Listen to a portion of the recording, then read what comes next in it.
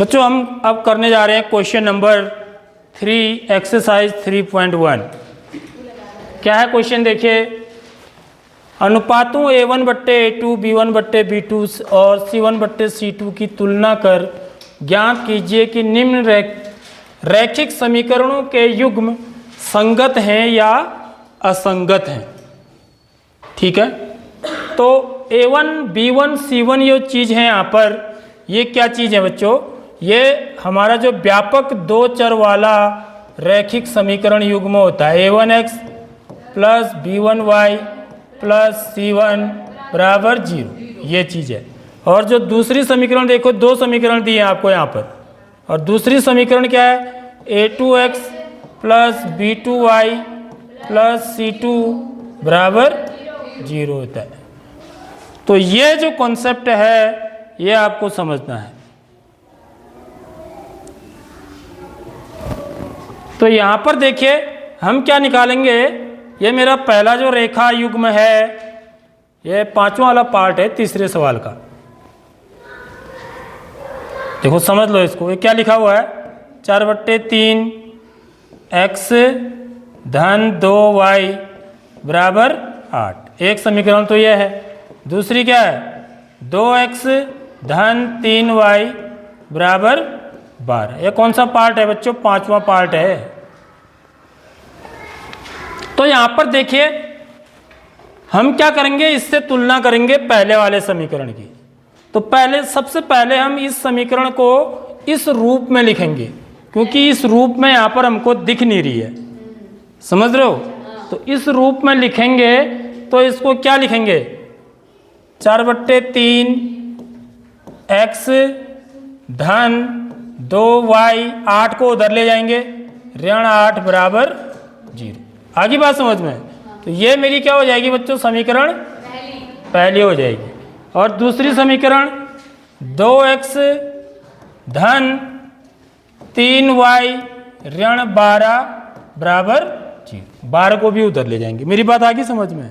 तो इस फॉर्म में लिखना है, ये आपको याद रखना है कि दो चर वाले जो रैखिक समीकरण होगी वो यदि युग्म है तो यानी कि दो समीकरण होंगे। फिर युग्म का मतलब दो समीकरण होंगे।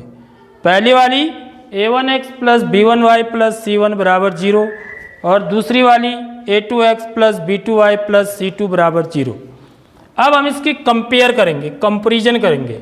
ठीक है, तो A1 बराबर कितना है, A1 बराबर कितना है मेरा, यहाँ पर लिख देता हूँ मैं। ठीक है, अभी बाद में हम मिटा देंगे इसको थोड़ा सा। A1 की जगह पर कितना है, 4/3 है। B1 बराबर कितना है, 2 है। और C1 बराबर कितना है, ऋण 8 है। ठीक है, A2 बराबर 2, B2 बराबर 3 और C2 बराबर ऋण 12।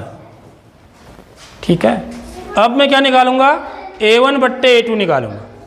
समझ रहे हो, A1/A2। यहाँ पर देखिए A1 जो है ना खुद ही भिन्न में है, तो यहाँ पर जरा ध्यान रखना है आपको। कैसे हम इसको, यानी कि आपको भिन्न का भाग आना चाहिए।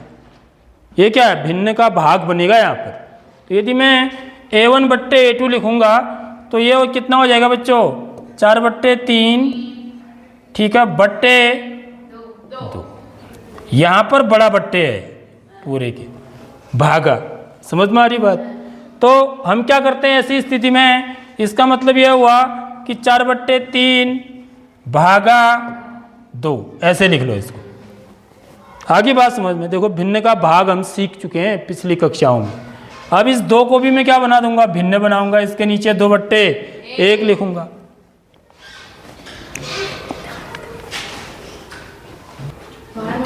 तो यहाँ पर देखेंगे तो 2 को क्या लिखूंगा बच्चों में, यहाँ पर 2/1। तो इसको हम क्या लिखेंगे, 4/3 भागा 2/1। इस चीज़ को ध्यान रखना है जरूर, नहीं तो गलत कर जाओगे यहाँ पर। तो यहाँ पर किसी भी हाल में गलत नहीं होना है, समझ रहे हो बात। तो अब ये क्या हो जाएगा, 4/3। ठीक है, भाग किस में बदल जाता है, गुणा में। एक ये वाली भिन्न क्या हो जाती है, पलट जाती है, 1/2 हो जाएगा। 2 एकम 2, 2 दूनी 4, ये कट रहा है ना अंश से हर में, बराबर कितना आ गया है 2/3 आ गया। तो A1/A2 का जो मान आया वो कितना आया बच्चों 2/3। समझ आएगी नहीं आई बात? ऐसे ही B1/B2 निकालेंगे, B1 कितना है 2, B2 कितना है 3, तो ये भी 2/3 आ रहा है, देख लो। B1 2 है और B2 3 है, तो B1/B2 2/3।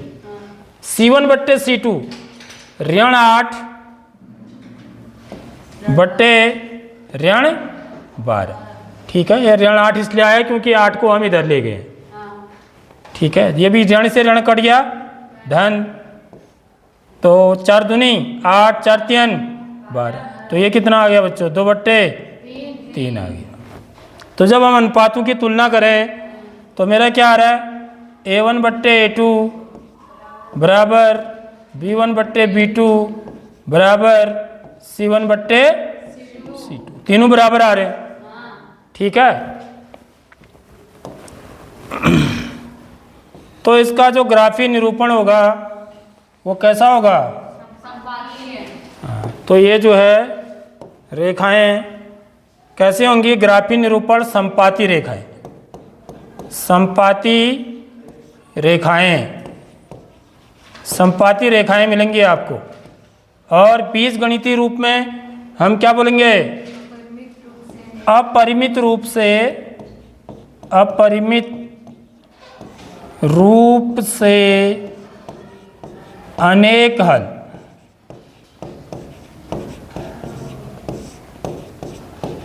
ऐसा क्यों बोल रहे हैं बच्चों हम? अपरिमित रूप से अनेक हल क्यों बोल रहे हैं? इसलिए बोल रहे हैं क्योंकि जैसे ये जो पहली वाली जो लाइन है, पहली वाली जो समीकरण है, माना वो इस लाइन को दिखा रहा है, ठीक है। इस लाइन पर एक बिंदु है माना 2 3, माना दूसरा बिंदु यहाँ पर है -3 -4। एक उदाहरण के लिए बता रहा हूँ मैं, इसका क्या मतलब हुआ, ठीक है। तो ये दूसरी वाली लाइन भी क्या दिखाए, क्या होगी? इसी के ऊपर से जाएगी। ये दूसरी वाली लाइन भी क्या होगी? इसी के ऊपर जाएगी। समझ रहे हो बात? ऐसे संपाती का मतलब यह है, यानी कि 2 3 जो हल होगा वो इस लाइन का भी होगा, क्योंकि ये लाइन भी तो इसी के ऊपर है ना। ऐसी 3 4 भी क्या होगा? इस लाइन का भी हल होगा। ऐसे ही इसके बीच में कितने बिंदु हैं? अनंत हैं। समझ में आ रही बात? समझ में आ रही बात? अनंत बिंदु हैं। तो अनंत बिंदु जो हैं वो इस रेखा पर भी हैं और इस रेखा पर भी हैं, दोनों पर है। समझ रहे हो? तो इसलिए इसके जो हल होंगे वो क्या कहलाते हैं? अपरिमित रूप से अनेक हल कहलाते हैं। और संगत या असंगत पूछ रहा है, संगत है या असंगत? तो यहां पर कैसे होंगे? संगत होंगे। लेकिन कैसे संगत? आश्रित। देखा आपने अभी, इनको क्या बोलते हैं? आश्रित भी बोलते हैं। संगत होंगे साथ ही साथ आश्रित होंगे, ठीक है। आश्रित माने एक दूसरे के हैं। जैसे 2 3 इस रेखा का भी बिंदु है तो 2 3 इस रेखा का भी बिंदु है। समझ में आ रही बात?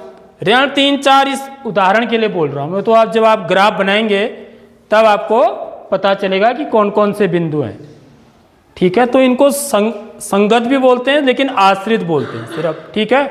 यदि A1/A2 बराबर नहीं है B1/B2 तब हम सीधे क्या बोलेंगे? हल कैसे हैं? संगत है। वहां पर आश्रित नहीं लगाएंगे। समझ आ गई नहीं आई बात?